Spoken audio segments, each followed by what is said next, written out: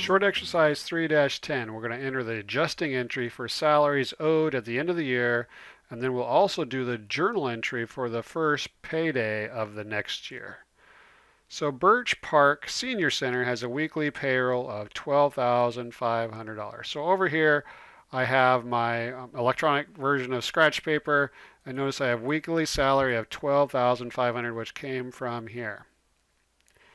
December 31st falls on Wednesday. So it's going to turn out that we owe 3 days of salary, which we'll see in just a second. And Birch Park Senior Center will pay its employees on the following Monday, January 5th. So here's payday. I did it green for the color of money for the previous full week. So on this payday, they're going to pay the previous week, which includes Monday through Friday. So this salary will not be paid until the next year. It says assume Birch Park Senior Center has a 5-day work week. So I'm going to enter the work week in here, 5 days. So 5 days, that means these days are the days that we pay our employees, and has an unadjusted balance in salaries expense of $620,000. Now we don't have to worry about that amount yet, not in this step. So the first step, record the adjusting entry for accrued salaries on December 31st. Now remember, accrued means something is accumulated but not yet been paid. And in this case, it's salaries that have accumulated. How many days is it accumulated for? 1, 2, 3, because this is the end of the period, the end of the year. And they haven't been paid because they won't be paid until January 5th. So the next Monday. So as always, we have to update at the end of the year, which is this day, we have to update all of our account balances, including all our liabilities, which includes salaries that we owe. So on this day, how much salaries do we owe? Well, I've skipped a step. So down here is salaries per day. I have to calculate that. Salaries for a week is $12,500. There's 5 days in a work week, so we just need to take $12,500 divided by 5, and that's our salaries per day. Equals this divided by this. Hit enter. So we have $2,500 of salaries per day. So notice I placed it in here, here, here, here, and this is lacking. I screwed up my formula. There we go. So if we added those up, we would see down here, notice Excel has a sum of 12,500 because it's summing or adding the highlighted cells. Anyway, so on December 31st, we owe salaries for Wednesday, Tuesday, and Monday. How much is that total? 2,500 times 3 is $7,500. So my debit and my credit is $7,500. Now, the reason we owe the employees a salary at the end of the year is because we're not going to pay them until January 5th. And we can't include the next 2 days of the work week because those 2 days haven't occurred yet. It's December 31st. We owe them 3 days of salaries. So we need to increase a liability called salaries payable.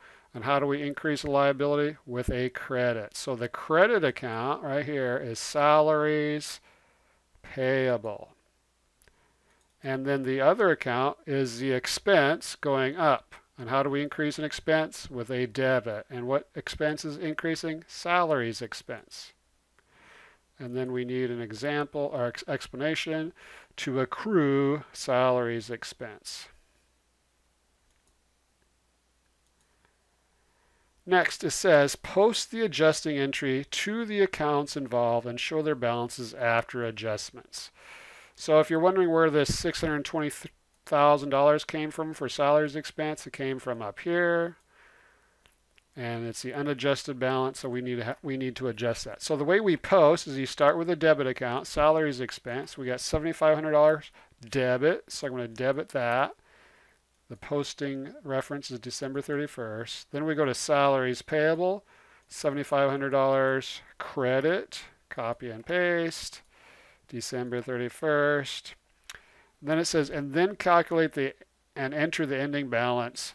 So what's the ending balance of salaries payable? 7,500 balance. What's the balance of 620,000 plus 7,500? It's 627,500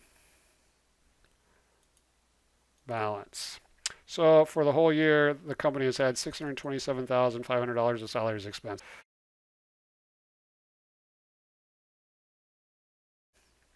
Check our answer. Well done. Now here's where it gets a little bit more complicated. Record the journal entry for payment of salaries on January 5th. So it's now January 5th, as you can see over here. What happens on January 5th? It's our payday for the previous 5 work days. So here's how I suggest you logic your way through it. We start with a payable.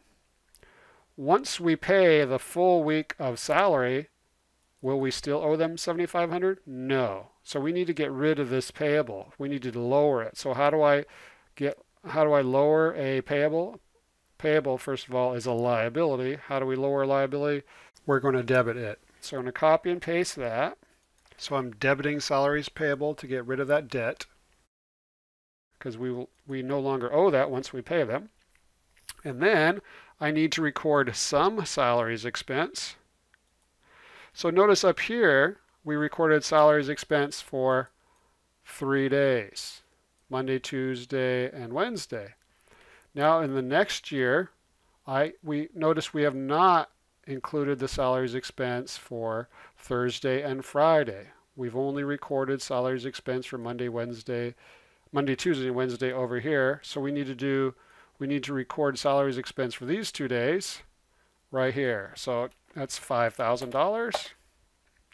And then we need to pay our employees. So cash is going down. How does cash go down? With a credit. And how much do we pay them? Remember, we pay them for the full week. And how much is that? It's right here, $12,500.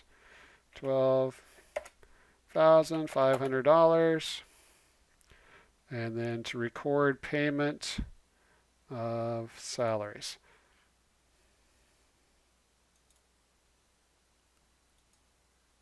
And that's it.